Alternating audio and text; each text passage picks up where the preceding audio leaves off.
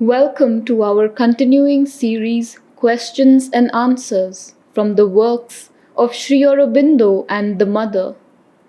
Today's subject is Willpower Part 3 from Sri Aurobindo. The only way to do it, develop the true willpower, is first to become aware of a conscious force behind that uses the mind, etc. Second, to learn by practice to direct that force towards its object. I do not suppose you will find it easy to do either of these things at once. One must first learn to live more deeply in the inner consciousness than you have done hitherto. It is not the right kind of willpower then, if it increases fatigue. Probably they use some fighting or effortful willpower instead of the quiet but strong will that calls down the higher consciousness and force. That the idea that one lacks willpower is the suggestion that has been enforced on you by the physical inertia. It has covered up your will and persuaded you that there is no will left and no possibility of any will. As the state of being changes, the will and temperament must necessarily be modified. Even from an early stage, the yogin begins to subordinate his personal will, or it becomes naturally subordinate to the sense of the supreme will which is attracting him upward. Ignorantly, imperfectly, blunderingly, it moves at first with many recoils and relapses into personal living and action. But in time, it becomes more in tune with its source, and eventually, the personal will merges upward and always into the universal and infinite and obeys implicitly the transcendent.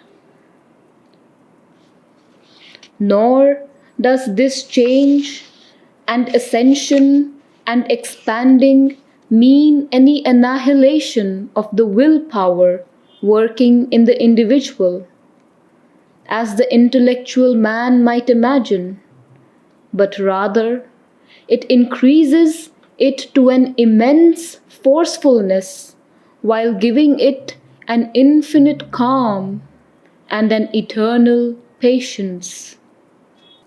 But two things he has more and more to feel and to realize first: that life and matter follow their own law, and not, in man's sense of it at least, a moral, a rational, a mentally determined, aesthetic, or other mind order. And if he wishes to introduce any such thing into them, he must himself here create it, transcending the physical and the vital law and discovering another and a better. And secondly, that the more he follows these things for their own sake, the more he discovers their true form, Swarupa, and develops their force to prevail upon and lift up life into an air of higher nature.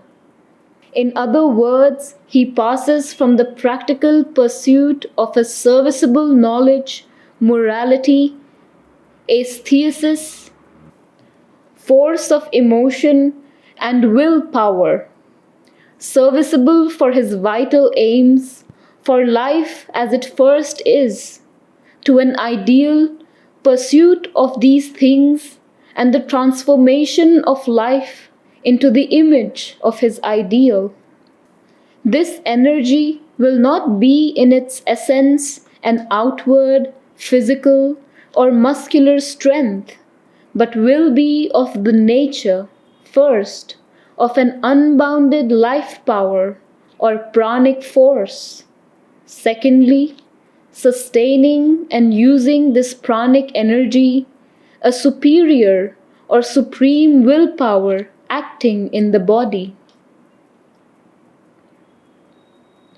Many of the things we need for our perfection, courage, willpower, effective in life, all the elements of what we now call force of character and force of personality, depend very largely for their completest strength and spring of energetic action on the fullness of the psychic prana. But along with this fullness, there must be an established gladness, clearness, and purity in the psychic life being.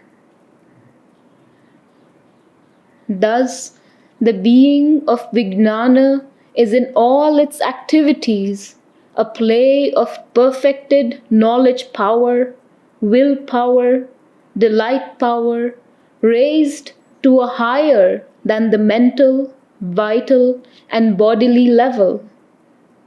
All pervasive, universalized, freed from egoistic personality and individuality. It is the play of a higher self, a higher consciousness, and therefore a higher force and higher delight of being.